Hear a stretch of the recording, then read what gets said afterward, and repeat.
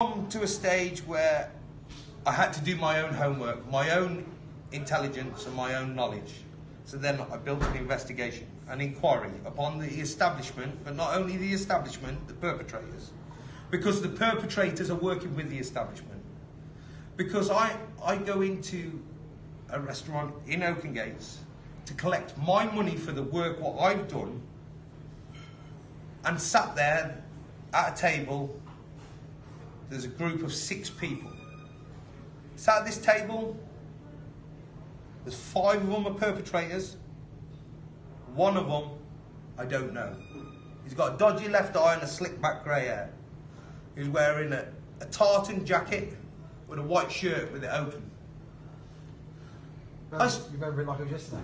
I stood there and I'm looking at him. And I look across at this person. I do. It's like photographic. You photograph him with your head. So one of the perpetrators now, he's noticed I'm waiting. He gets gas and he comes down and he pays me more money for the work I've done.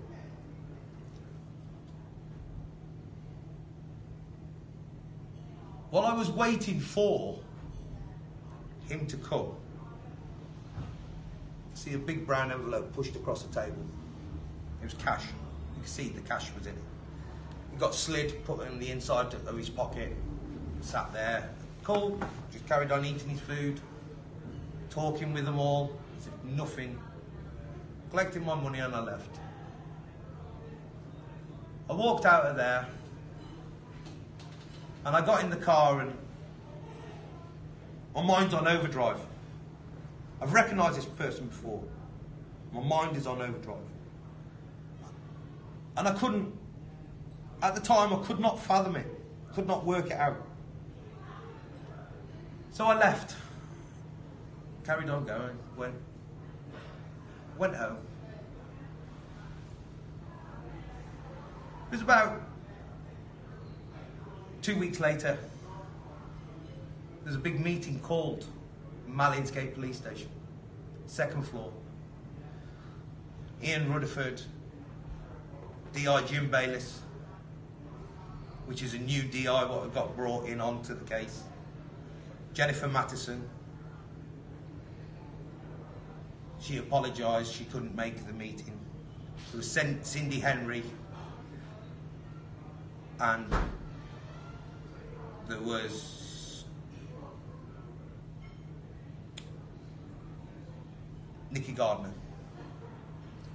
When I walked into the room, the first thing that man did was take as much information off that man before he leaves this room today. I've looked at this man, and this man's gone, and the penny dropped. That's him. Wow, so this is the guy in the takeaway? This was the guy what sat at the takeaway, what took a big brown envelope of cash. So that's where you made the connection? That's where I've made the connection. And who is he? DI Jim Bayliss. He is a detective inspector from Worcester. So he's a police officer? He's a DI. He's a DI? From Worcester. His boss... And you've basically caught him a few weeks before that, taking a payday of abusers. Of abusers. Yeah, well, I've raised this now in the minutes of all my meetings. You've got proof of this? I've got proof of this. Every bit I have, everything I'm saying, I have proof to back everything I say. I raised this now in this meeting. The meeting's cut short. I'm shipped out of the police station. Nobody speaks to me. Nobody takes no information. Let's put this in perspective for the viewers. So you've been failed from day one. Of every little bit of information you've passed them, they've not used, they've not tried to pursue it. You're now saying, okay, I won't go to the normal Bobby. I'm not going to go to the above the Bobby, the sergeant. I'm going to go to the top man. Yeah. I want answers from the top man about what is going on, about the investigations of my daughter's rape by 70 men.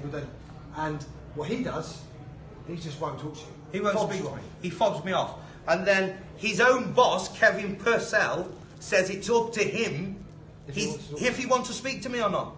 He's the head of the force.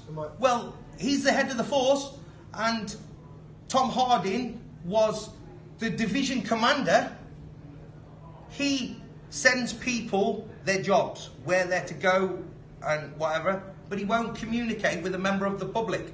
But he communicate with everybody else apart from myself. So when people don't want to deal with myself, I foresee, but that's quite intimidating, that is, towards myself. Yeah.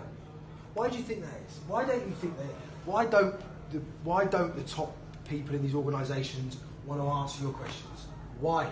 Because I've done my job. I'll tell you why.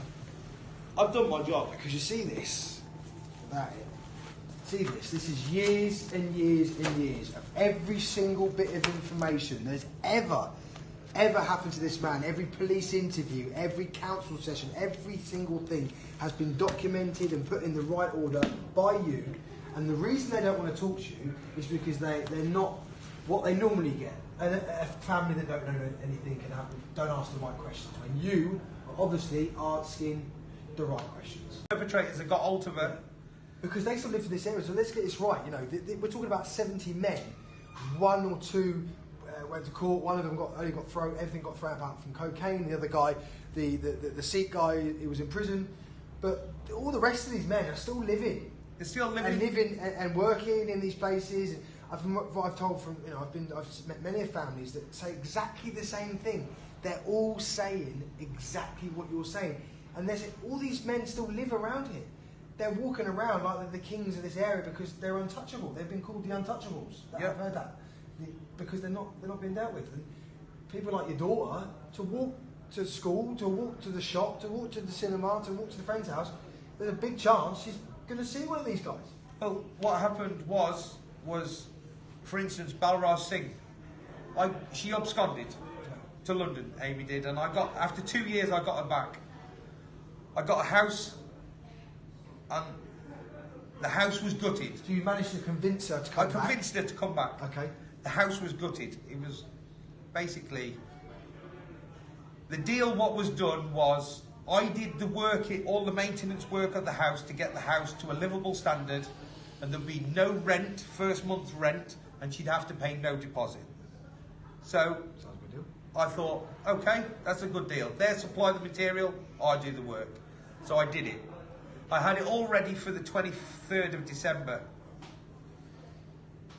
23rd of December 2017. I had it ready for. And she bumped into a perpetrator. I got her here a week before that. And it was the 22nd of December 2017. She bumped into the perpetrator in the shop. As she was going in, he's coming out.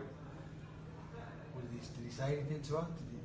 Him and his brother, well, she'd already been threatened by the brother. If his brother went to prison, she'd be next. If you talk and he goes to prison, we're coming for you. Yeah. They used to say that to her. Yeah. To Amy. Yeah. So that had already happened. He'd been to prison, and she bumped into him, Balraj Singh, and his brother Brahinder in the doorway. Well, she just come back, collected her stuff, got her kid, left. So again, if the police would have dealt with this from the beginning, well, that situation might not have happened because it wouldn't have. No, because but the parole board, they had a duty of care to do there. A parole board, 6 weeks prior to that perpetrator being released, she is to be notified, but he's going to be released, and which area he's getting released in. Was she notified? She was not notified. The police didn't even notify her. The only time the police come out was to give her a letter, to get her to sign over the fetus for destruction. That's all they were interested in. That's all they were interested in. Other than that, they weren't interested. And still to this day, in January, 17th of January 2019, I get a letter from a detective, John Marsden. the Major Crimes Investigation Unit. And he's telling me, by the letter what he's wrote, he owns Amy's case. He owns it. He owns nothing. Has he paid for it? Has he bought it? If he owns it, he's bought it. You don't own nothing. It's not owned by you. The case is owned by Amy, and it is owned by ourselves. He owns nothing. And when you can turn around and say you can't retry somebody for double jeopardy was demolished in 2012. So, are we talking about the guy that was done with the cocaine and the penetration of your daughter? Yeah. But double jeopardy would mean the same offence, but it's not the same offence. It's not the same offence. So why but regardless, double jeopardy doesn't stand for rape. No. You can retry on rape. You can retry on penetration of a minor. You can retry for murder. But he told you not. He told me I can't. And he sends me an annex. This is this year. And this is this year. This is Detective John